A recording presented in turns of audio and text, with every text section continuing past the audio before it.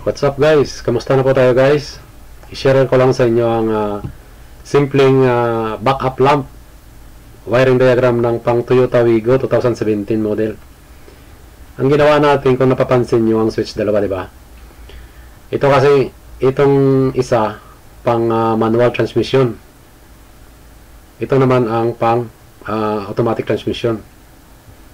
So, isi-separate mo lang. Parang ganun lang din siya. Parehas lang din naman ang ano niyan, ang wiring. From ignition to fuse, 5 ampere. Mauna muna tayo sa pang manual transmission. Galing ng fuse, 5 amperes. Papunta dito sa backup switch. Nakakabit po yan guys sa transmission. Kung may nakikita kayo dyan, may dalawang wire na ganitong itsura. Yan ang pang backup switch nya sa transmission po yan. Pag nag-reverse ka, magkukontak yan siya at labas ang current papunta dito sa backup lamp. Ganun lang ka-simple ang wiring diagram nya.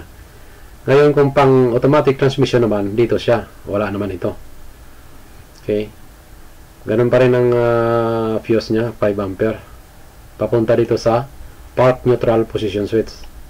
Ito yung sa transmission din. May makita kayo dyan na itong selector, tapos mayroong wire na may sakit dyan na may mga wire. Yan ang part neutral position switch. Okay, ito yung pang automatic transmission, and this side is for manual transmission.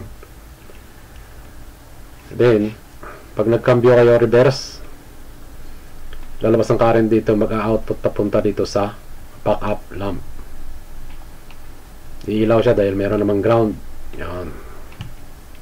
So guys, ganun lang kasimple ang wiring diagram ng backup lamp pang Toyota Wigo 2017. Ulitin ko, kung napapansin nyo, dalawa ang switch, no? Ito kasing ginawa ko, ang ito pang manual transmission ng isa nito. Ito naman pang automatic transmission.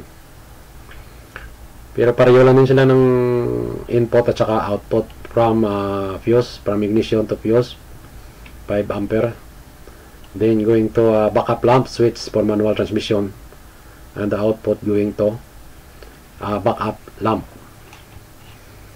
Then for part neutral position switch for manual transmission, using with part neutral position switch from ignition to fuse, 5 ampere, to part neutral position switch, and the output when you reverse your shifting knob to the reverse position, the output current going to backup lamp. Ganun lang guys, kasimple. So yan lang, tingnan nyo lang yung wiring diagram na yan. Simple lang yan guys. Sa mga beginner lang ito guys ha. Kasi siyempre yung mga expert dyan, alam na nila yan. So huwag kalimutan paki-share guys, and salamat sa pag-subscribe, at pindutin ang button para sa mga notification dahil mag-upload tayo ng mga car electrical system. Okay guys, maraming salamat, hanggang sa sunod na video.